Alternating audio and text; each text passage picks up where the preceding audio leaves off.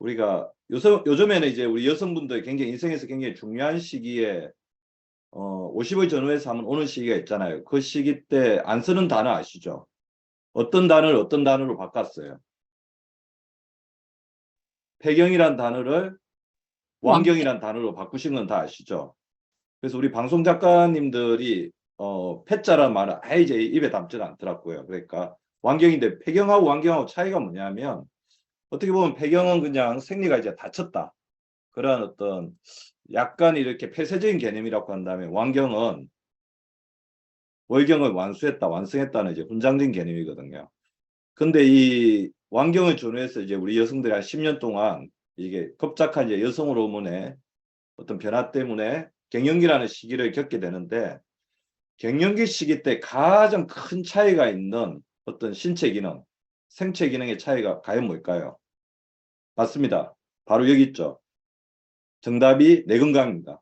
왜냐하면 이제 콜레스테롤이라든지 나이살, 뱃살 이제 그런 부분들도 굉장히 큰 변화들이 일어나는데 가장 어떻게 드라마틱하게 변화가 나타나는 부분이 뇌에 관계된 부분. 그 뇌 호르몬에 관계된 부분이 뭐죠? 뇌 정서, 그리고 우울감이라든지 불안증, 그다음에 불면증, 그다음에 또 있는 뇌의 어떤 기능적인 부분. 그걸 뭐라고 할까요? 건망증이죠. 건망증이 굉장히 늘어난 것들을 많이 그 패널 분들도 굉장히 동의를 많이 하시더라고요. 근데 저는 이제 그렇게 생각하거든요. 건망증이 그냥 일회적인 어떤 기억력의 저하로 나타나는 건망증일 수도 있지만 이게 우리가 잘 관리하지 않으면 나중에 뭐가 될 수가 있죠? 경도인지 장애, 나아가서 치매가 될 수 있잖아요. 사실 65세 이상 인구의 25%가 지금 치매입니다. 근데 여성분들의 비율이 남성분보다 거의 2배예요. 왜 그러냐면 에스트로겐이 뇌세포를 계속해서 도와주는 강력한 작용을 하고 있다가 그게 갑자기 급감하면서 심리적인 어떤 변화까지 생기면서 그런 어떤 뇌기능의 변화가 있을 수 있다는 이제 그런 어떤 가설들이 굉장히 많은데요. 제가 걱정되는 거는 자, 우리 평균 수명이 굉장히 우리나라 사람들이 늘어나고 있습니다. 우리나라 사람들 지금 현재 여성분들의 평균 수명이 몇 살인지 아시죠? 86.6세. 근데 우리 리더님들은 앞으로 몇 살까지 사실 준비를 해야 되냐면 최소 100세, 최대 110세까지 사셔야 됩니다. 그럼 우리가 110세까지 산다고 했을 때 아까 지금 70세가 넘어가는 분들 중에는 3분의 1에서 2분의 1 정도가 경도유지 장애의 어떤 그거를 가지고 있는데 그게 90대가 넘어가면 굉장히 그게 가속화가 될 수 있다는 거죠. 그 제가 겁을 드리려고 하는 게 아니고 오늘 자 이제 이게 뭐냐면 우리가 100세까지 어떻게 사는 게 굉장히 중요하겠습니까? 저 두 가지라고 생각하거든요. 두 다리로 가고 싶은데 가면서 자유롭게 사는 거 하나 하고 자기가 어떤 판단을 하고 어떤 기쁨을 느끼고 자기 자신을 잃지 않는 게 굉장히 중요한데 그렇다고 한다면 살아있는데 내 건강을 잘 유지하는 게 굉장히 중요할 것 같고요. 두 번째 제가 내 건강에 대해서 굉장히 중요하게 생각하는 부분 중에 하나가 또 있습니다. 그게 뭐냐 하면 요즘에 굉장히 인기 끌고 있는 새로운 어떤 기술 있죠. AI 기술, 챗GPT, 뭐 바드, 인공지능이잖아요. 그죠? 자, 인공지능이 이제 알려주는 우리에게 주는 시사점은 뭐냐면 이전에는 이제 어떤 대학을 나왔는지 고등학교 때 공부를 얼마나 많이 했는지가 중요한 시대였다고 한다면 지금은 자기가 창조적인 내 활동을 통해서 끊임없이 어떻게 성장하면서 지금 현재 나오고 있는 새로운 기술들을 얼마나 잘 이렇게 활용하는가 굉장히 중요합니다. 제가 깜짝 놀랐어요. 그러니까 챗GPT를 사용하는 데 있어서 질문을 여러 개 넣어봤는데 질문의 어떤 강도, 창조성이라든지 질문의 수준에 따라서 나오는 결과의 차이가 굉장히 차이가 나더라는 거죠. 그래서 지금은 어떻게 보면 끊임없이 이제 성장할 수 있는 그런 어떤 기반이 이렇게 놓인 시대라고 보기 때문에 오늘 제가 우리 리더님들에게 진짜 말씀드리고 진정한 리더님들이 마인드 바디 액션 아시죠? 몸과 마음은 연결되어 있고 사실 뇌를 잘 활용하는 사람이 건강관리도 잘 할 수 있기 때문에 내 건강뿐만 아니라 신체적인 건강을 유지하는 데 있어서도 내가 이제 컨트롤 타워로서 잘 활용할 수 있도록 하는 이제 여러 가지 기술들을 좀 알려드리려고 하겠습니다. 자, 뇌 구조와 기능을 이제 먼저 보시면 우리 뇌는 이렇게 나눠져 있습니다. 대뇌, 중뇌, 연수, 간내, 소내, 척수가 있는데 중내나 연수 같은 경우에는 생명활동에 관계된 거고요. 간내, 소내, 척수 같은 경우에는 우리 몸의 어떤 균형이라든지 그래서 이런 부분들을 이제 이런 부분들은 어떤 생명활동에 관계된 부분이고 우리가 흔히 알고 있는 대뇌 그러니까 우리가 뇌기능을 이야기하는 부분은 바로 대뇌 피질이죠. 그래서 머리의 대부분을 차지하는 뇌 바깥쪽으로 자뇌와 우뇌로 나뉘게 됩니다. 그래서 우리가 뇌졸중이라든지 뇌에 어떤 문제가 생겼을 때 한쪽이 이렇게 마비가 온다든지 한쪽이 약해지는 가장 큰 이유가 자뇌에서 문제가 생기면 우뇌 오른쪽 우뇌에서 문제가 생기면 자뇌 쪽으로 이렇게 문제가 생기는데요. 또 이제 우리가 어떤 뇌에 어떤 문제가 생겼을 때 어떤 말을 못한다든지 시각이 떨어진다든지 듣는 능력이 떨어진다든지 그거는 어떻게 나눠지냐면 대뇌 피질의 위치에 따라서 다릅니다. 프론탈 로브가 이제 전두엽인데요. 전두엽은 주로 우리가 움직이고 기억하고 말하는 거에 관계되는 거고요. 템포랄 로브, 척두엽이라고 하거든요. 척두엽은 듣고 언어를 이해하는데 그러니까 척두엽에 문제가 생기면 다른 사람이 어떤 말을 했을 때 알아듣지를 못해요. 그리고 두정엽인데 머리 꼭대기죠. 우리 정수리 부분에 있는 거는 감각이라든지 오른쪽하고 왼쪽을 이제 나누는 느낌. 그 다음에 책을 읽을 때 이거를 이해하는 능력 그런 걸 가지고 있는 게 두정엽이고 옥시피탈 너브 이제 우리가 후두엽이라고 하는데요. 후두엽은 눈에 관계된 겁니다.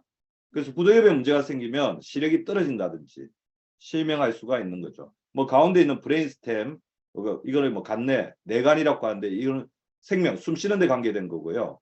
소뇌가 있어요. 소뇌 조그만 뇌는 우리 몸의 균형을 잡는데 관계가 됩니다.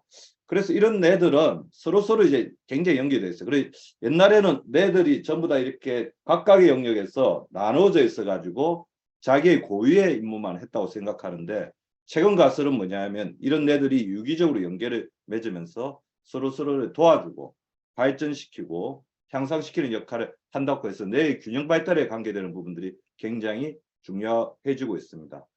근데 안타깝게 제가 아까 말씀드렸죠. 우리나라 지금 현재 평균 수명 특히 여성 리더님 같은 85세에서 86세고 지금 이게 우리 리더님들 앞으로 살아가면서 100세까지 이제 사는 시대가 될 건데 100세 시대가 됐을 때 가장 유병률이 높은 질환들을 몇 개를 꼽으라고 한다면 반드시 대부분의 분들이 앓게 되는 질환들 관절염이 있을 수가 있을 것 같고요. 그 다음에 근감소증, 근육의 감소증이 있을 수가 있을 것 같고 당뇨병도 굉장히 큰 문제가 되고 있고요. 그 다음에 고혈압이나 이런 부분도 문제가 되는데 거의 굉장히 드라마틱하게 차이가 나는 부분 그리고 지금 현재 굉장히 늘어나고 있는 부분이 바로 치매입니다. 그래서 치매가 결코 이제 남의 일이 아닌 시대가 됐다는 거죠. 그 70대나 80대가 넘어가게 되면 치매로부터 결코 자유로울 수 없는 그런 부분이 있죠. 근데 뭐 치매를 주변에 앓고 계신 분들이 꽤 있으시죠. 그래서 본인만 힘든 게 아니라 가족까지도 굉장히 힘들어지는 그런 어떤 사회 경제적인 부담을 주는 질병이기 때문에 자 우리가 반드시 치매는 예방하자. 왜냐하면 자기를 끝까지 잊어버리지 않기 위해서는 치매라는 질병으로부터 벗어나는 게 중요한데 그러려면 경도인지장애의 어떤 증상 아까 제가 말씀드렸던 것처럼 건망증이 물론 이제 경도인지장애로 가는 건 아니지만 저는 그렇게 생각합니다. 건망증이 굉장히 잦아지고 있다면 2단계에서부터 건강을 신경을 쓰지 않으면 이게 경도인지 장애를 거쳐서 치매로 이렇게 점차적으로 진행할 수 있으니까 이런 부분에 대해서 미리 경각심을 가지고 준비를 해야 되는데요. 치매를 일으키는 원인들은 이 정도가 있어요.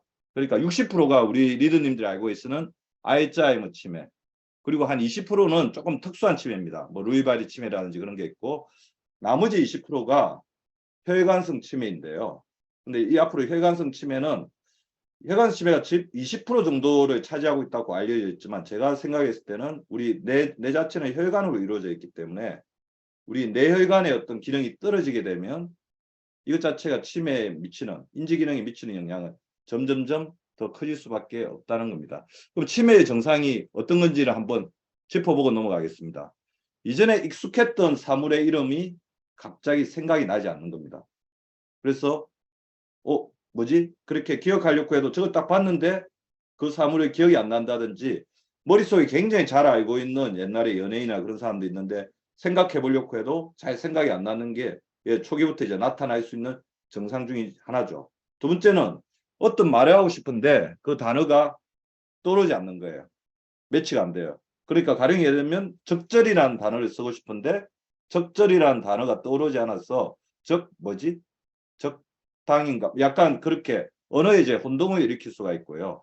그 다음에 이제 옛날에 잘 알았던 장소를 이렇게 한번 가봤는데 처음 가본 것 같은 느낌. 그 다음에 지금 현재 날짜, 오늘이 수요일인지 목요일인지 금요일인지, 그 다음에 이제 공간적인 어떤 지각이라든지 이런 게 요일이라든지 시간 감각이 없어지는 게 있을 수가 있고요. 그 다음에 물건들을 엉뚱한 데 둔다든지, 평소에 두던 데 두는 게 아니라 엉뚱한 데 둔다든지, 물건을 어디다 두고 나서 그거를 잘 찾지를 못하는 게 있을 수 있습니다. 근데 그보다 더 초면에 나타날 수 있는, 초기에 나타날 수 있는 가장 흔한 증상 중에 하나는 치매를 나타내는 데서 굉장히 중요한 역할을 하는 게 바로 프론탈 로브, 전두엽이거든요. 전두엽의 가장 중요한 작용 중에 하나가 아까 감정이 있었다고 그랬죠. 그래서 감정의 변화가 있다든지, 그 다음에 이거는 본인이 잘 모를 수가 있어요. 갑자기 옆에 있는 사람이 굉장히 화를 잘 낸다든지 우울해진다든지 행동에 이상이 있을 때는 치매를 나타내는 그런 어떤 소견일 수가 있고요. 치매가 왔을 때는 바로 이렇게 사회생활적인 단절들이 일어나기가 굉장히 쉽습니다. 그래서 이 부분은 굉장히 서서히 진행되고 근데 점차 이렇게 심해지기 때문에 주변의 가족이라든지 지인분들의 이런 또 양상이 없는지를 한 번 정도는 살펴보는 게 좋을 것 같고요. 그래서 구글에서 아니면 네이버에서 KMMSE 이거는 하나 적어 놓으시기 바랍니다. 간이 정신 상태 검사라는 설문지가 있거든요. 설문지를 가지고 한번 검사를 해보십시오. 아마 제 강의를 듣고 계신 리더님들 중에는 24점 이하는 없을 거예요. 그렇지만 18점에서 23점 정도의 어떤 마일드 코그니티브 임페어먼트라는 건 뭐냐면 경도인지 장애인데 이때에 해당하는 사람은 우리 주변에서 굉장히 많이 볼 수가 있습니다. 특히 60대, 70대가 지나가면. 그래서 60대가 지나가시는 분들은 반드시 한 번은 KMMSE 간이 정신상태 검사를 해보고 여기서 점수가 자기가 원하는 뭐 25, 한 27, 28점 정도로 잘 넣으면 크게 걱정할 필요가 없는데 조금 애매모호하게 24점, 25점 정도 나왔다고 한다면 반드시 신경과나 정신건강학과를 가가지고 정밀검사를 받고요. 최근에는 이런 부분을 예방하고 지원을 늦출 수 있는 굉장히 좋은 어떤 약들도 많이 이제 개발되고 있기 때문에 반드시 이제 의학적인 도움을 받는 게 필요합니다. 근데 저는 그렇게 생각을 해요. 물론 이제 알츠하이머 치매는 내가 피할 수 없는 거다. 갑자기 어느 날 오는 거다. 이제 그렇게 생각하실 수가 있고 지금 의학적으로도 알츠하이머 치매를 미리 예방하는 것은 어떻게 알 수 없다. 그렇게 생각하지만 저의 생각은 완전히 다른데요. 왜 그러냐면 내가 노화되지만 우리가 100세까지 젊은 사람의 수준을 유지하면서 노화되는 사람이 있는가 하면 급작스럽게 디멘치아, 치매가 되면서 확 나빠지는 사람이 있는데 거기에는 제가 앞으로 말씀드리는 5가지가 굉장히 중요한 역할을 하게 된다는 거고 제가 내 기능을 좋게 하는 5가지 원칙을 거의 잘 수행을 하신다면 치매가 될 확률을 거의 95%, 90% 이상 낮출 수 있다는 겁니다. 자, 고혈압도 혈액순환을 좋게 함으로써 상당 부분 완화시킬 수 있고 당뇨도 이제 인슐린 기능을 잘 유지했을 때 충분히 예방할 수 있는 것처럼 치매도 본인이 어떤 생활 습관을 가지고 뇌를 보호하고 있는 습관을 가지느냐에 따라서 충분히 예방할 수 있는 질환이라는 거죠. 그래서 오늘은 아마 우리 리더님들이 확실하게 그것만 이제 가지고 가시면 좋을 것 같아요. 치매는 내가 어떤 생활 습관을 가지고 나의 뇌를 얼마나 잘 돌보느냐에 따라서 충분히 예방 가능한 질환이고 인지기능 역시 내가 100세까지 산다고 했을 때 30대와 40대에 못지않은 뇌 기능을 가지면서 살 수 있는 기반을 분명히 닦을 수 있다. 그런 어떤 생각들을 같이 하시면 좋을 것 같습니다. 그 첫 번째 방법은 20대의 뇌혈관을 80대까지 가지는 겁니다. 제가 아까 말씀드린 것처럼 20% 정도가 혈관성 치매. 자, 제가 이 혈관성 치매를 말씀드리기 전에 제가 박민수 박사 유튜브를 하고 있는데 박민수 박사 유튜브가 오늘 구독자가 한 55만 명 정도 됩니다. 근데 처음에 한 6개월 정도 할 때까지는 구독자가 200명밖에 안 되는 그냥 보잘것없는 그런 어떤 채널이었거든요. 근데 어느 한순간에 영상 하나가 이렇게 떡상했다고 그러죠. 급상승하기 시작했는데 그 영상에 혹시 제목을 아시는 뭐 리더님들 중에 아마 관심 있는 분들도 있어서 제 거를 보고 계신 분이 있을 것 같은데 아마 보셨을 것 같은데요. 다리에 쥐가 나면 심장이 위험하다. 다리에 쥐가 나면 왜 심장이 위험할까요? 아마 지금 우리 마이크를 켜고 이야기하실 수 있으면 우리 리더님들이 다 맞추셨을 거예요. 다리에 쥐가 난다는 건 뭐죠? 뭐가 안 된다는 거죠? 혈액순환이 안 된다는 거죠. 혈액순환이 안 된다. 자, 혈액순환이 안 된다는 개념을 올해 확실하게 알고 가시면 좋습니다. 혈액순환이 안 된다는 거는 우리 피는 심장에서 나오는 산소와 영양소를 가지고 있는 세피가 있어요. 그럼 다리로 산소와 영양소를 가지고 있는 세피가 내려가 가지고 산소와 영양소를 주고 나면 무슨 피가 되죠? 혼피가 되죠. 그 혼피가 되면 어떻게 돼야 됩니까?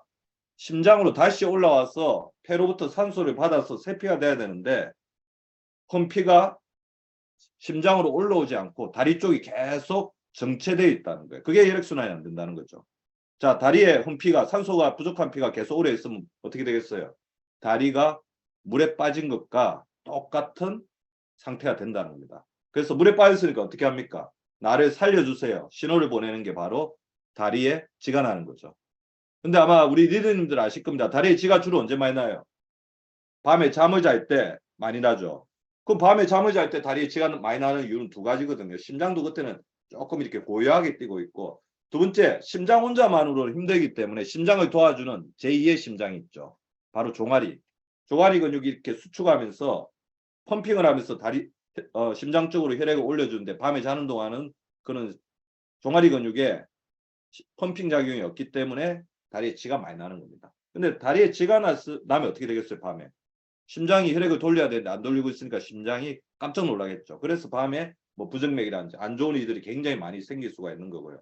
제가 말씀을 드리고 싶은 주요한 주제는 뭐냐면 다리에 쥐가 난다고 했을 때는 어디가 굉장히 위험할까요? 심장 말고 바로 뇌입니다. 다리하고 제일 먼 쪽이죠. 그죠? 다리에 쥐가 났으니까 혈액순환이 안 되니까 당연히 이제 머리 쪽에도 피가 못 가는 거죠. 피가 못 가서 피가 3분에서 30분 정도 못 가면 생기는 병이 뇌졸중이지만 뇌졸중이 가기 전이라도 우리가 잠깐 혈액순환이 안 되면 뇌가 저산수증에 빠지면서 뇌졸중과 유사한 미니 뇌졸중 증상을 일으킬 수가 있는데요. 그런 증상이 계속해서 반복되면 그게 결국에는 혈관성 치매가 될 수가 있다는 겁니다. 그래서 다리에 쥐가 난다든지 혈액순환이 안 된다든지 그런 게 그만큼 위험하다는 건데요.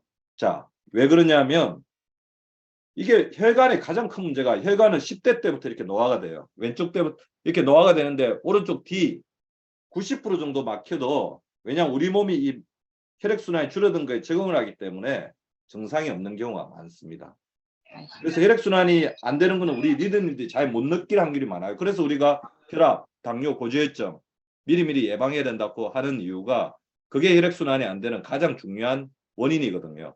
자, 당뇨는 혈관을 찌르는 못, 콜레스테롤은 혈관의 기름, 그러니까 혈관이 좁아지고 딱딱해지면 그 안에 기름이 지고 설탕이 많은 물이 흐르다 보면 어떻게 됐어요? 혈압, 제대로 순환이 안 되겠죠. 그러니까 혈압이 세게 때릴 수밖에 없고 고혈압이 그렇게 생기는 겁니다. 그래서 고혈압, 당뇨, 고지혈증을 우리가 잘 관리하자고 하는 가장 중요한 이유가 그거죠. 그래서 지금 우리 리더님들 제 강의를 한 20분 정도 들었으니까 그 우리 혈액이 순환이 안 되는 가장 우리 건강에 혈액순환이 가장 나쁜 자세가 뭔지 알죠? 한 자세로 오래 있는 겁니다. 자, 지금 강의 들으신 분들 이거 한번 따라해 보시죠. 제가 1시간에 한 번씩 하는 거예요. 손 털고 잼잼.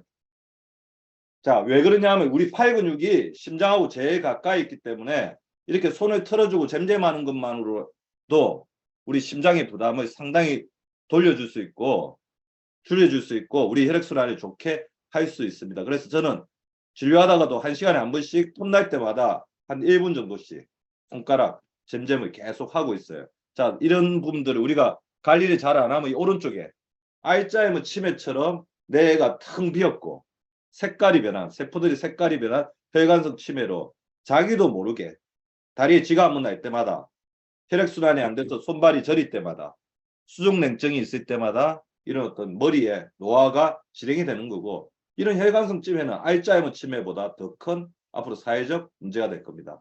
자, 아까 종아리를 지배하는 게 뭐냐면 발목이거든요. 자, 발을 쭉 뻗어가지고 발목을 자꾸 이렇게 유연하게 만드셔야 돼요. 발끝을 쭉 뻗어보세요.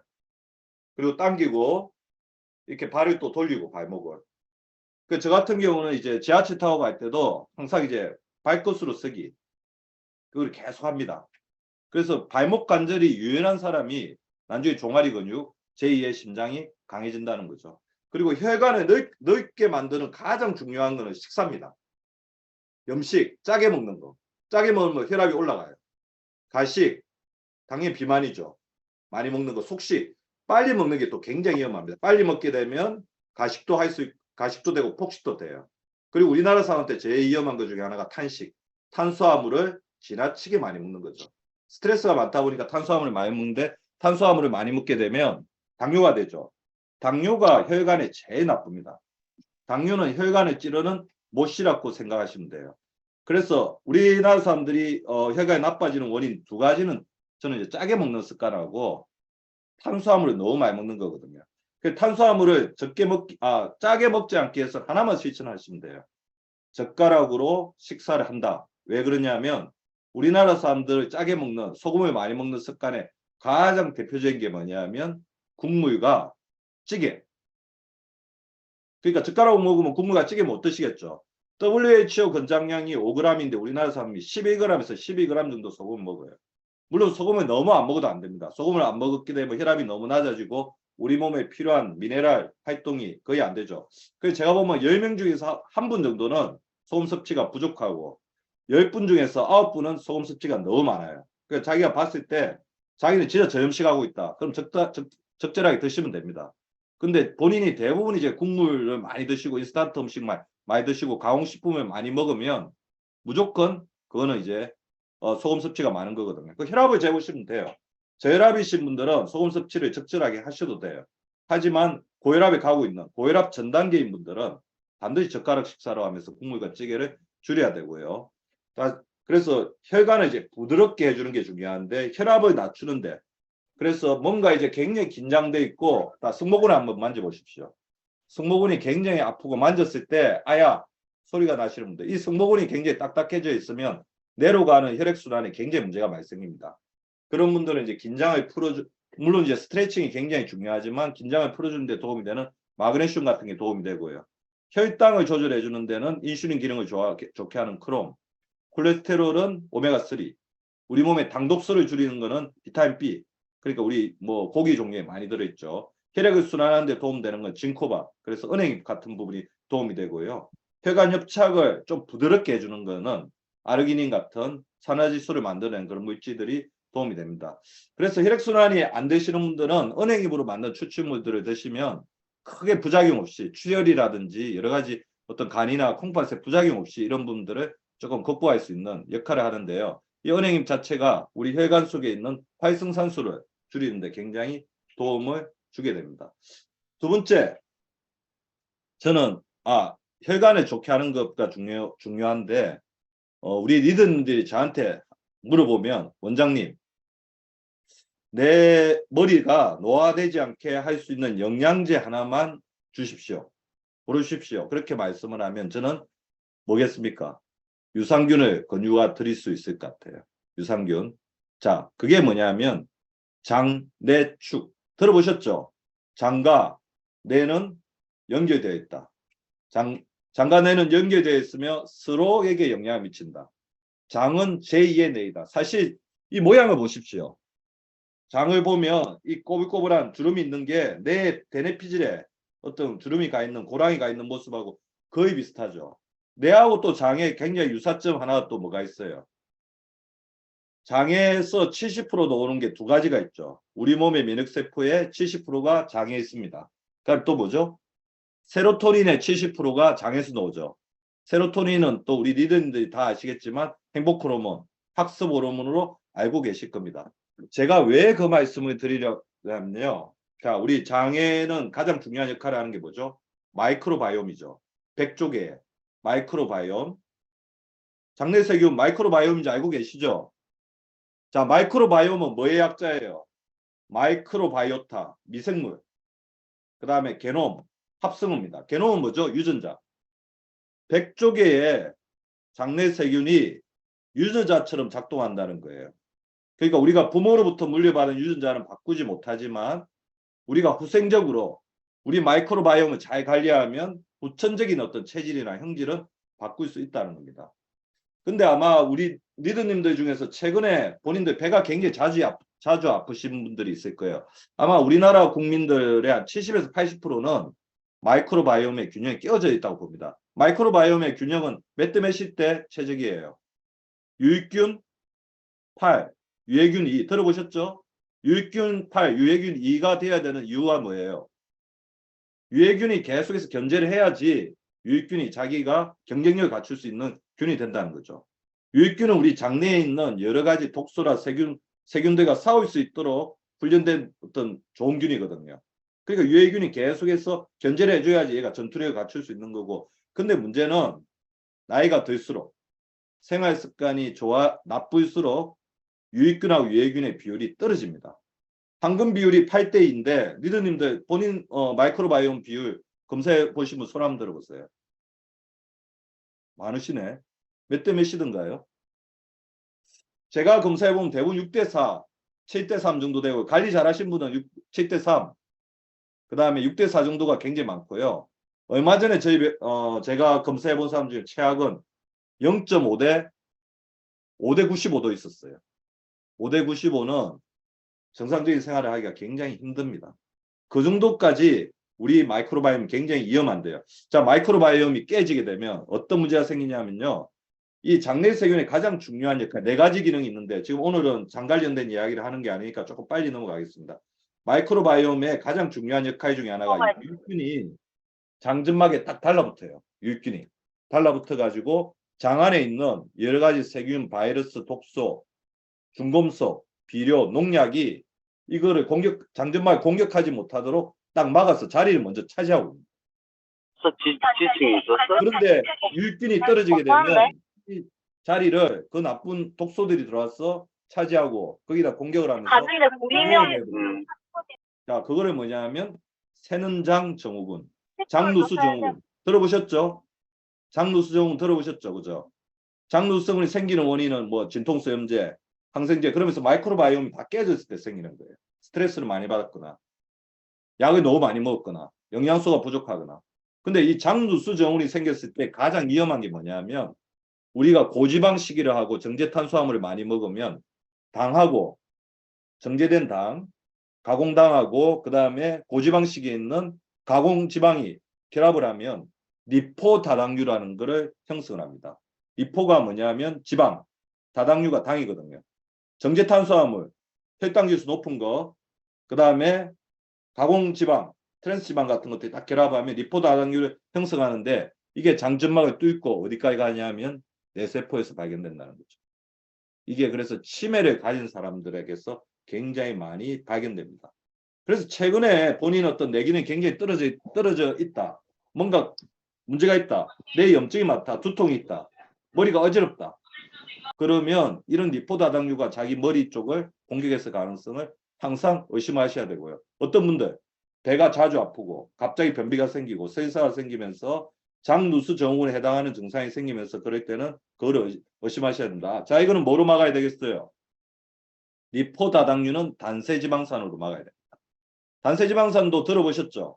단세지방산은 뭐냐면 유산균이 식이섬유를 이용해서 만드는 유익산물입니다. 최종산물이라고 그러죠. 최근에 이제 포스트바이오틱스에서 굉장히 많이 강조하는 물질 중에 하나입니다.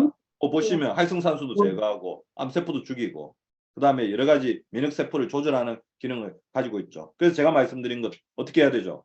자기한테 맞는 유산균을 찾아서 식이섬유, 채소나 제철 과일을 풍부하게 수분과 같이 섭취하는 것이 이 LPS가 뇌를 공격하는 것을 막아주는 굉장히 중요한 작용이고 여기 하나 더 최근에 장점막 세포를 구성하는 데 굉장히 중요한 작용한다고 밝혀진 게 있습니다. 바로 글루타민. 글루타민이 이런 많은 기능을 가지고 있어요. 장점막도 하고 글루타치온의 전구체로 작용하기도 하고 단백질 합성을 정대하기도 하니까 최근에 아마 글루타민 어떤 형성 물질들이 굉장히 많이 나와 있을 거예요. 그것도 참고하시면 되고 글루타민 또 중요한 게 뭐냐면요. 뇌 기능은 네 가지 호르몬이 조절하거든요. 세로토닌, 행복 호르몬, 도파민, 동기부여. 물론 근데 도파민을 너무 추구하다 보면 중독적 성향에 빠집니다. 그래서 스트레스가 많은 사람들이 이거를 도파민이 나왔을 때 기분이 좋으니까 그건 뭐 게임을 한다든지 도박을 한다든지 술에 빠진다든지 담배를 핀다든지 그런 중독적 행위에 빠지는데 그렇다고 도파민이 너무 없어버리면 활동의 의지가 없어요. 나중에 도파민이 다 떨어졌을 때 생기는 대표적인 병이 파킨슨 병이거든요. 그래서 도파민도 적절하게 있어야 됩니다. 나이가 우리가 생명이 다할 때까지. 노르에피네프린도 꼭 나쁘다고만 생각하실 게 아니에요. 노르에피네프린이 없으면 우리가 전투 상황에서 뭔가 이겨낼 수가 없어요. 앞에 나쁜 적이 있을 때 힘을 낼 수도 없고 내 시험이 있을 때 집중력을 유지하는 것도 안 좋습니다. 근데 현대인은 문제가 뭐냐면 노르에피네프린이 너무 많이 분비되죠. 그래서 아드레날린 가행 정후군이라고 하잖아요. 근데 이것들의 균형을 잡아주는데 가장 중요한 조절 호르몬이 가바거든요. 그래서 가바에 문제가 생기면 나중에 뭐 치매가 생긴다, 뭐 우울증이 생긴다 그런 이야기를 많이 하는데 이 가바의 재료가 아까 제가 말씀드렸던 글루타민이기 때문에 글루타민을 좀 신경 써서 그러니까 본인이 스트레스가 굉장히 많다, 우울하다, 뭔가 요즘에 화가 많이 난다 그럴 때는 그런 어떤 신경전달 호르몬을 조절하는 노력도 해줘야 되지만 글루타민도 굉장히 도움이 되고요. 글루타메이트나 가바가 풍부한 음식들 보면 약간 이렇게 십자가 채소라든지 견과류, 콩, 그다음 덜에서 나는 이런 뭐 하초 같은 부분들이 많습니다. 그래서 이런 부분들 뭐 드시는 것도 좋을 것 같은데 제가 봤을 때는 골고루 드시는 게 좋겠죠. 그래서 채소나 과일은 밝혀진 게 있으면 특별하게 그런 어떤 채소나 과일을 먹었을 때 배가 아프지 않으신 분들이라면 다양한 채소들을 조금 드시는 게 도움을 드릴 것 같습니다. 그리고 저는 이제 그렇게 생각해요. 지금 내가 봤을 때 내 노화가 빨리 오는 사람하고 내 노화를 최대한 지연시키면서 우리가 생생한 뇌를 유지하는데 양대 차이를 나누는데 제일 중요한 시간이 바로 수면 시간입니다. 그래서 우리 리더님들은 절대로 잠자는 시간을 아까워하지 마세요. 오히려 잠자는 시간에 1시간을 더 투자한다고 한다면 그게 낮에 3시간에서 5시간 아니면 창조적 우리가 100세까지 쓸 수 있는 뇌를 재생하는 데 굉장히 중요한 어떤 황금 같은 골든 타임이 될 수가 있다는 거죠. 그래서 우리가 뇌가 노화되는데 가장 중요한 역할을 하는 게 뭐냐면 멜라토닌이 점점 감소하는 거거든요. 나이가 들면서 점점 감소하는 호르몬이 몇 개가 있어요. 대표적인 거 뭐 성장 호르몬도 감소하고 인슐린 호르몬도 감소하는데 감소하는 호르몬 황산화 그 물질 중에 하나가 멜라토닌하고 글루타치온입니다. 그래서 우리가 갱년기 지나면서 수면의 질이 떨어지는 가장 큰 이유가 멜라토닌이 급감하기 때문에 그래요. 근데 어떤 분들이 멜라토닌이 급감하느냐 하면 당연히 이제 활성산소를 많이 분비시키는 스트레스 상황에 있으신 분들이 많이 되겠죠. 그래서 이 멜라토닌을 잘 유지하는 게 굉장히 중요하고 제가 아까 말씀드렸습니다. 하루에 몇 시간을 자야 될까요? 몇 시간 자야지 적당히 잔다고 생각하고 계세요? 7시간, 6시간? 8시간, 8시간까지는 안 주무셔도 7시간. 됩니다. 7시간. 그래서 무조건 7시간은 채우셔야 합니다. 7시간. 웃으시는 리더님들 많은데 불가능하다고 생각하지만 채우셔야 돼요. 왜냐하면 우리가 110세까지 생생한 뇌를 써야 되잖아요. 자는 동안 멜라토닌과 성장 호르몬이 뇌를 계속해서 재생시킵니다. 근데 우리가 불면증이라든지 잠의 수면 시간이 짧아지면 안 돼요. 저한테 그런 거 많이 물어봅니다. 먼저 박민수 박사님, 5시간 자더라도 질 좋게 자면 되는 거 아니냐. 당연히 5시간 질 좋게 자는 게 6시간, 7시간 질 나쁘게 자는 것보다 나을 수가 있는데 최적의 것은 7시간을 질 좋게 자는 거죠.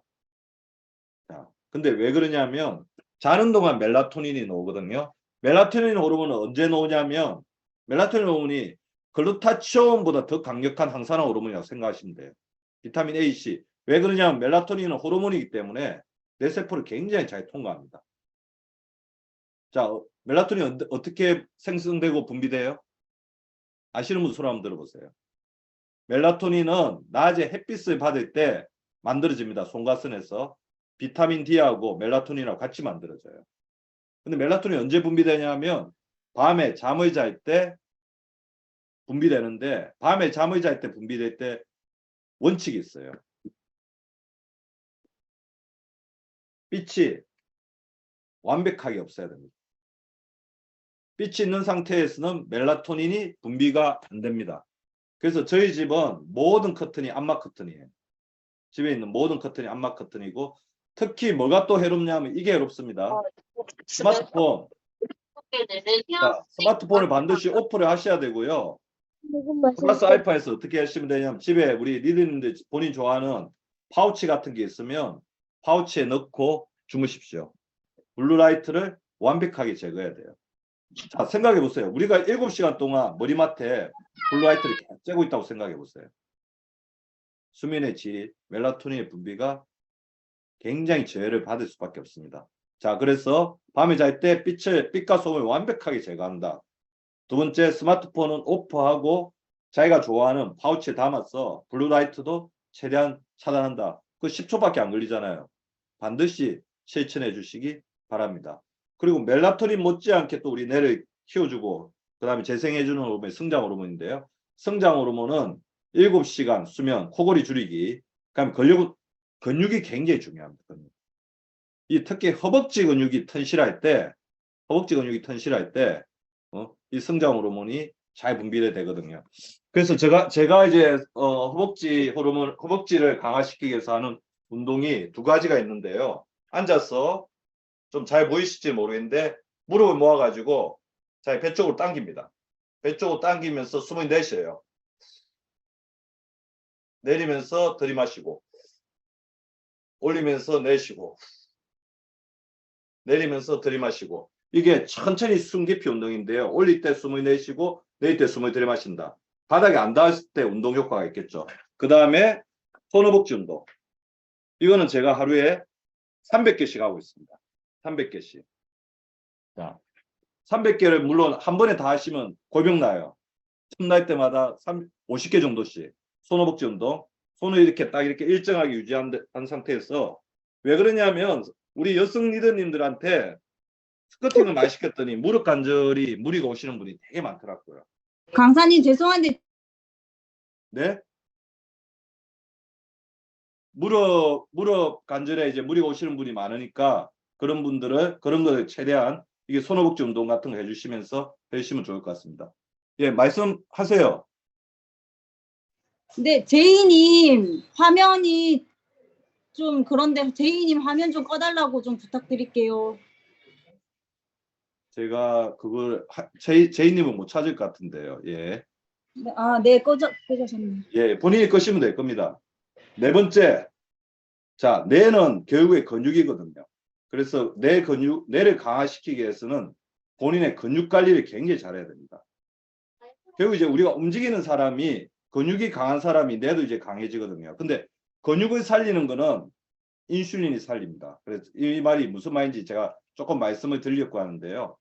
자, 우리 몸에서 가장 중요한 호르몬, 제가 오늘 성장 호르몬, 멜라토닌, 우리 리더님들한테 굉장히 많은 지적인 챌린지를 주고 있는데, 자, 우리가 나이 들어서 가장 중요한 호르몬이 있다고 한다면 인슐린이에요.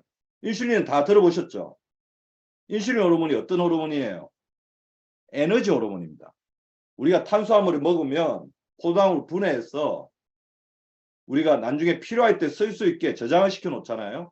저장을 시켰다가 꺼내 쓸 수 있게. 우리 리듬들 지금 제 강의를 듣고 있는데 아무도 이거 안 드시잖아요. 뇌는 굉장히 많은 지금 에너지를 쓰고 있는데 뇌는 전부 다 포도당만을 가지고 에너지로 쓰고 있거든요. 산소를 우리 몸에서 20% 정도 쓰고 있고요. 우리 몸에 산소를 20% 쓰고 있고 포도당을 굉장히 많은 에너지를 쓰고 있는 우리 뇌는, 그러면 지금 안 먹고 있는데 누가 이 에너지를 공급하냐? 인슐린이 우리 몸에 저장했다가 근육이나 지방세포나 간에 저장했다가 필요할 때 이제 꺼내 쓸 수 있게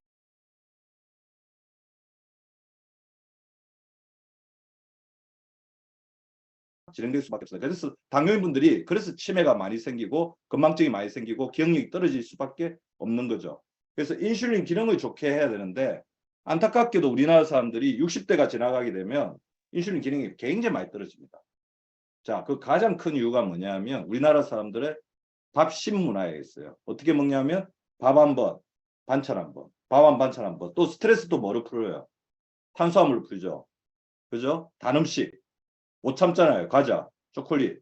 그러다 보면 인슐린 기능이 점점 떨어지게 되면서 인슐린 기능이 떨어지니까 내 적절하게 에너지를 공급을 못하는 거죠. 그래서 하나만 좀 해주시면 좋을 것 같습니다. 밥 한 번, 반찬 한 번, 밥 한 번, 반찬 한 번 그렇게 드시지 말고 제가 고안한 식사법이죠. 채소 한 번, 고기 한 번, 밥 한 번. 채소 한 번, 고기 한 번, 밥 한 번. 밥 한 번, 반찬 한 번은 1대1이잖아요. 채소 한 번, 고기 한 번, 밥 한 번은 2대1이잖아요. 그렇게 드셔주시고 야식, 밤에는 탄수화물 먹지 말자. 밤에는 인슐린 좀 쉬게 해주자. 그 다음에 과일은 반드시 껍질째 드셔주시기 바랍니다. 왜냐하면 우리가 좋게 생각하는 섬유질, 파이토케미칼 다 껍질에 있거든요. 물론 이제 우리 아메에 굉장히 좋은 세제들이 있으니까 잘 씻어가지고 미세먼지나 농약 같은 거 잘 이렇게 제거해 준 다음에 이렇게 드셔야 되겠죠. 근데 이런 어떤 인슐린을 우리가 너무 혹사시키게 돼서 인슐린의 기능이 떨어지게 되면 인슐린이 우리 몸에 당을 저장시키지 못하고 어떻게 됩니까? 소변으로 다 빠져나가죠. 저장을 못 시키니까 당이 소변으로 빠져나가는 병. 그게 바로 당뇨병인데 그렇게 되면 우리 몸에 돌아다니는 당들이 굉장히 우리 몸에 염증을 많이 일으킨다는 거죠. 그래서 저한테 그런 질문을 많이 하십니다. 박사님 그러면 흰빵, 흰쌀밥, 아이스크림 나쁘다는 거 알겠어요. 그 과일은 껍질째 먹으라고 하는데 과일도 당도가 높지 않냐 그렇게 말씀을 하시는데 물론 이제 당뇨가 있으신 분들은 과일을 뭐 하루에 2개, 3개 그렇게 너무 많이 드시는 게 조금 위험할 수가 있습니다. 근데 당뇨 전 단계라든지 정상인 사람, 그 당뇨 전 단계인 사람 좀 갈등이 되죠. 그렇다 과일이 몸에 굉장히 좋은데 안 먹을 수는 없고 그래서 저는 한 3가지 정도를 추천드립니다. 사과, 배, 포도. 그러니까 당도가 높더라도 혈당 지수가 더 중요하거든요. 혈당 지수가 낮은 과일을 고르는 것이 바람직하고요. 사과, 배, 포도 정도는 혈당 지수가 비교적 낮아서 우리가 안심하고 먹을 수 있고요. 나머지 과일도 너무 많이 드시지만 않으면 혈당 상승을 보면서 하시면 됩니다. 아까 제가 말씀드렸던 거꾸로 식사법은 채소, 고기, 밥. 채소, 고기, 밥 이렇게 하면 혈당을 같은 음식을 먹더라도 20 정도 차이를 낼 수가 있습니다. 이거는 여러 가지 실험에서 증명된 거니까 반드시 해주시면 좋을 것 같고요. 그리고 제가 아까 말씀드린 것 중에 단세지방산의 또 굉장히 중요한 역할 중에 하나가 자, 인슐린을 이야기하다 왜 갑자기 근육을 이야기하냐 좀 궁금해 하시는 분들이 있을 것 같은데요. 인슐린의 아까 전에 우리 당을 우리 몸속에 저장했다가 필요할 때 꺼내 쓴다고 했잖아요. 저장하는 창구가 1번이 간이고 2번이 지방세포고 3번이 근육입니다. 간은 저장하는 데 한계가 있죠. 간에 너무 많은 칼로리 집어넣으면 무슨 간이 됩니까? 지방간. 지방세포도 너무 많이 먹으면 내장 비만이 되죠. 그래서 근육을 늘려놓는 게 굉장히 중요하다는 거예요. 그래서 저한테 물어봐요. 그러면 근육을 늘리려면 단백질을 많이 먹는 건 알겠는데 하나 더 많이 먹어야 될 게 뭐가 있습니까? 아까 제가 말씀드렸던 이 단세지방산 같은 경우에는 근육이 문이 있어요. 에너지를 집어넣어서 에너지를 저장할 수 있게 하는 문이 있는데 그 문을 열어주는 역할을 하기 때문에 우리 리더님들 중에서 주변에 단백질은 굉장히 좀 많이 먹는 것 같은데 근육이 잘 형성되지 않는 분들 있다. 그러면 이 유산균을 잘 추출해 주시는 게 굉장히 도움이 됩니다. 그래서 근육을 늘리려면 단백질.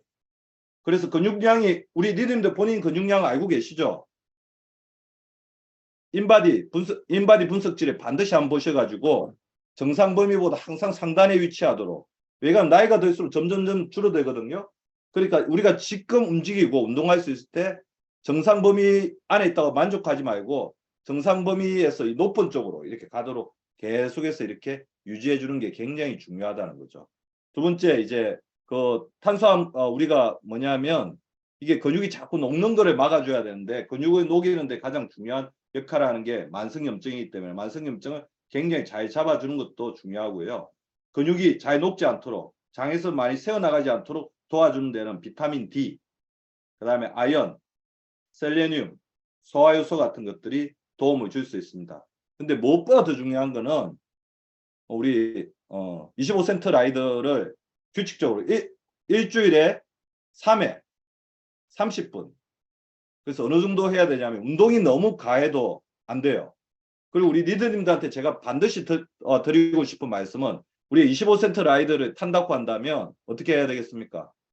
처음에는 천천히 하다가 예? 한 5분에서 10분은 천천히, 20분은 본격적으로 하고 또 5분은 반드시 천천히 하면서 이렇게 올라갔다가 이렇게 내려가는 단계를 반드시 거쳐야 되고, 안 그러면 우리가 운동을 갑자기 심하게 하든지 운동을 갑자기 멈추게 되면 활성산소가 굉장히 많이 만들어지고 그게 근육에 데미지를 주게 됩니다. 그래서 이거를 맞게끔, 그래서 그게 굉장히 잘 고안되어 있는 것 같아요. 그리고 본인이 하고 나서 너무 힘들다, 좋은 운동이 아닙니다. 활성산소가 많이 형성된 거예요. 그리고 하나 더, 운동할 때 반드시 수분 섭취를 하시면서 하셔야 돼요. 운동 끝나고 나서 이제 체중계에 올라가가지고 내가 몇 킬로 뺐다, 그거 몇백 그램 뺐다, 이거를 보여주려고 하다 보니까 물을 아예 안 드시고 운동하시는 분들이 있는데, 그렇게 되면 뭐가 많이 쌓이겠습니까? 피로물질이 많이 쌓이면서 근육에 오히려 더 손해가 될 수가 있다는 겁니다. 그래서 그런 부분들을 잘 유지해 주는 게 굉장히 중요할 것 같고요.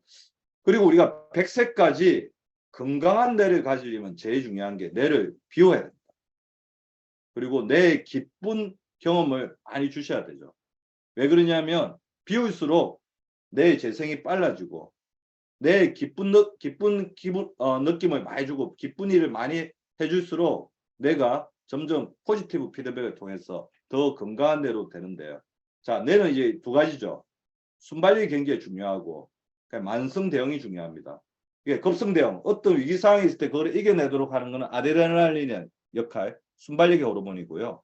만성 대응을 하도록, 그러니까 굉장히 오랜 스트레스가 있을 때 그거를 잘 이겨내도록 하는 것은 또 코티졸, 지구력의 호르몬이 하는 역할을 하는 건데요.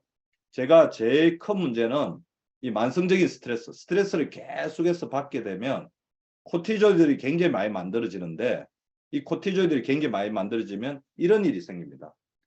코티졸을 굉장히 만드는 재료 중에 가장 중요한 게 DHEA라는 게 있거든요. DHEA가 처음에는 코티졸을 만드는데 계속 이렇게 보충을 해주는데 어떤 순간 되면 DHEA가 고갈이 됩니다. 그래서 코티졸도 완전히 다운이 되고, 그러다 보면 그 사람들이 검사를 해보면 DHEA까지 적어요.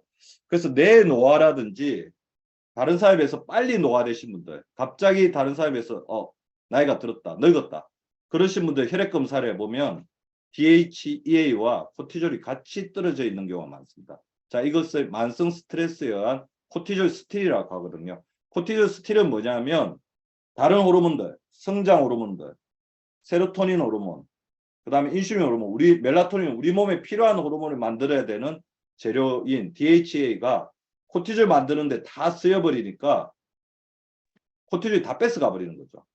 근데 그러다 보니까 코티졸이 굉장히 공장을 크게 돌릴 수가 있거든요. 우리 몸에 호르몬이 다 부족해지는 겁니다. 그래서 스트레스를 받지 마라. 스트레스가 노화의 가장 중요한 원인이다 하는 거는 활성산소 이론이 하나가 있지만, 두 번째가 바로 제가 오늘 말씀드린 코티졸 스틸이 있습니다. 그래서 우리 리더님들이 지금 만약에 어떤 걱정이나 불안이나 화가 나는 일이나 분노가 있는 일이 있을 때 그거에 계속해서 몰두하거나 그 생각에 빠져 있으면 우리 몸에서 이렇게 어마어마한 참혹한 일이 일어난다는 거죠. 그런데 제가 봤을 때는 그래요. 저희 병원에 오시는 많은 환자분들 중에 굉장히 좋으신 분들입니다. 굉장히 이타적인 사람들이 많아요.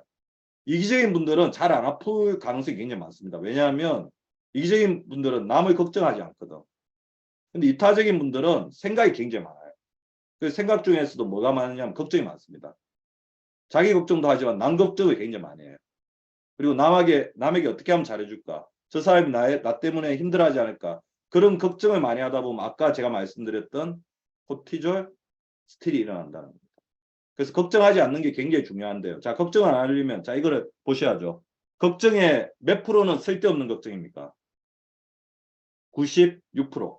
절대로 발생하지 않는 일에 대한 걱정이 40%, 이미 일어난 일에 대한 걱정이 30%, 별로 신경 쓸 일이 아닌 일에 대한 걱정이 22%, 어떻게 바꿀 수 없는 일에 대한 걱정이 4%, 사실상 해결할 수 있는 일에 대한 걱정은 4%밖에 안 된다는 거죠. 자, 그래서 저는 그렇게 해요. 실제로 진짜 걱정이 많으신 분들이 너무 많이 오거든요. 잠도 못 주무시고 불안하고 공황장애도 오고. 그분들한테 제가 많이 드린 말씀이 겁니다. 환자분, 지금 굉장히 걱정되는 일이 있지만 1시간 지나면 아마 50%로 줄어들 거고, 일주일이 지나면 10분의 1이 줄어들 거고, 10분의 1로, 그 다음에 한 달이 지나면 100분의 1로 줄어들 겁니다. 시간이 지나면 줄어드니까 너무 걱정하지 마시고, 두 번째, 당신이 하고 있는 걱정은 우리 당신만 걱정하는 게 아니고 다른 사람도 다 하고 있는 걱정이니까요. 그거 좀 알고 넘어가셨으면 좋겠습니다. 말씀드리고, 그래도 걱정이 되면 자, 할 만한 가치가 있는 걱정이다, 이렇게 생각하시는 게 좋은데, 제가 오늘 하나 알려드릴게요. 제가 책을 17권에서 18권 정도 썼는데, 제 책을 워낙 많이 써서 기억도 못합니다. 최근에 놓은 책이 이제 면역력, 인생의 건강이 짐이 되지 않겠죠. 근데 이 책들에 대한 거의 대부분의 아이디어가 언제 떠오르냐면요, 이거 하고 나서 떠오릅니다. 그래서 우리 리더님들도 낮에 시간 낼 때마다 같이 했으면 좋을 것 같아요. 자, 눈을 감고 머릿속에 생각이 떠오르면 생각하지 말자. 생각하지 말자. 생각하지 말자. 자, 코로 들이마시고 입으로 내쉬고, 코로 들이마시고 입으로 내쉬고. 너무 잘하셨습니다. 너무 잘하시네요. 예. 이게 뭐냐면 생각 중지 훈련인데요. 생각의 컨텐츠를 좋은 생각으로 바꾸려고 하면 안 돼요. 그러니까 생각을 아예 끊는 습관을 들여야 합니다. 저 같은 경우는 이걸 굉장히 오랫동안 연습을 해가지고 눈을 감자마자 금방 잠들 뻔했어요. 머릿속 생각이 다 비워지거든요. 두 번째, 제가 반드시 드리고 싶은 말씀이 코로 호흡하자고 그랬거든요. 호흡에 집중하다 보면 머릿속 생각이 비워집니다. 자, 코로 들이마셔야 되는 가장 큰 이유는 뭐냐면요, 우리가 코로 들이마시게 되면 미세먼지, 바이러스, 세균 90% 이상 줄일 수 있어요. 대부분 사람도 이제 입으로 호흡하는 게 편하기 때문에 입으로 계속 호흡하는데, 그렇게 되면 미세먼지나 세균이나 바이러스 다 기관지로 다 들어가겠죠. 그래서 시간 날 때마다 코로 들이마시고 내쉬는 것들을 실험을 해주시기 바랍니다. 그리고 무엇보다 더 중요한 게 이건 같아요. 옥시토신 아시죠? 우리 엄마가 아기 낳을 때 자궁을 수축해 가지고 아기를 세상에 안전하게 놓게 하는 그런 어떤 호르몬인데, 이 옥시토신이 우리 몸에 굉장히 강력한 면역력 효과, 세포 재생 효과가 있는데요. 어떻게 옥시토신이 분비를 되는지 봤더니, 다른 사람에게 칭찬을 받을 때, 다른 말로 하면 칭찬해 줄 때, 그 다음에 SNS에서 좋아요를 눌러줄 때, 그리고 다른 사람과 스킨십을 할 때 이렇게 많이 분비된다고 합니다. 테레사 수녀 효과 아시죠? 테레사 수녀가 선행하는 모습을 보는 동영상을 시청한 사람들의 면역 엔자임 IgA 항체 수치가 굉장히 올라갔다는 거거든요. 우리 옆에 리더님들, 아마 화면에 굉장히 친하신 리더님들 보일 거예요. 그 리더님들 향해서 자, 한번 이렇게 이야기해 주시죠. 당신이 세상에서 제일 멋져. 한번 보시고, 기분 좋은 얼굴도 보시고, 당신이 세상에서 제일 멋져. 다 하셨죠? 자, 이건 칭찬은 고래를 춤추게 한다고 하는데, 다른 사람을 기분 좋게 하는 것도 있지만 본인의 면역력이 올라가고 본인의 마인드가 좋아진다는 겁니다. 10피 10칭. 하루에 10번 웃고 10번 칭찬하자. 칭찬하고 안고 웃을수록 우리 몸의 세로토닌 호르몬, 그 다음에 옥시토신 호르몬의 기능이 좋아집니다. 리더님들이 오늘 화면을 켜시고 굉장히 열심히 웃으면서 잘 들어주셔가지고 한 55분 강의하는 동안 그냥 시간이 그냥 40분처럼 지난 것 같습니다. 미래 인재 6가지 조건은 이거일 것 같아요. 뭔가 이제 디자인을 좋아하고, 그다음에 스토리가 있으시면서도 다른 사람과 조화롭게 지내고, 그다음에 공감 능력도 굉장히 뛰어나고, 창조적인 놀이도 하면서 의미를 잘 찾는 분들이 아마 미래 인재, 앞으로 현 시대를 이렇게 리드할 그런 진정한 리더일 거라고 생각이 들거든요. 근데 리더님들이 아마 그런 굉장히 중요한 그런 어떤 그 리더십을 가지고 계시다고 생각하고요. 자, 이렇게 좋은 리더. 그 제일 중요한 그거예요. 몸이 건강한 사람이 뇌도 건강하다.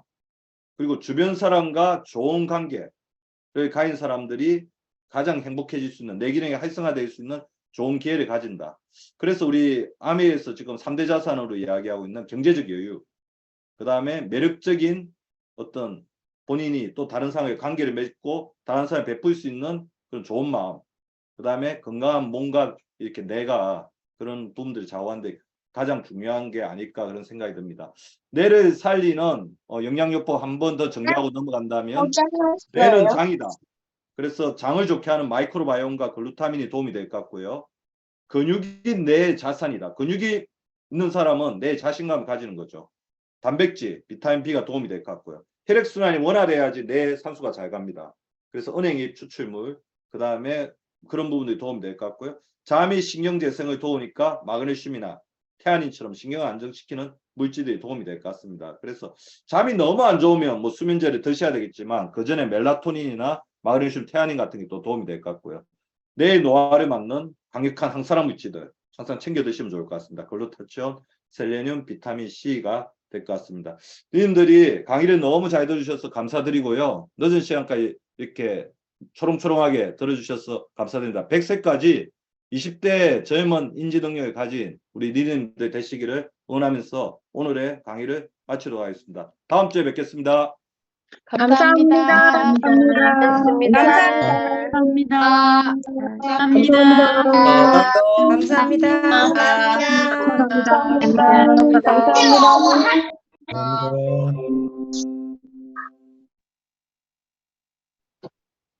질문을 받아야 될까요?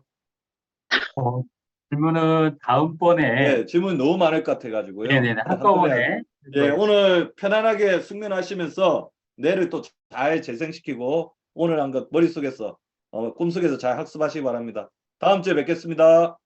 감사합니다.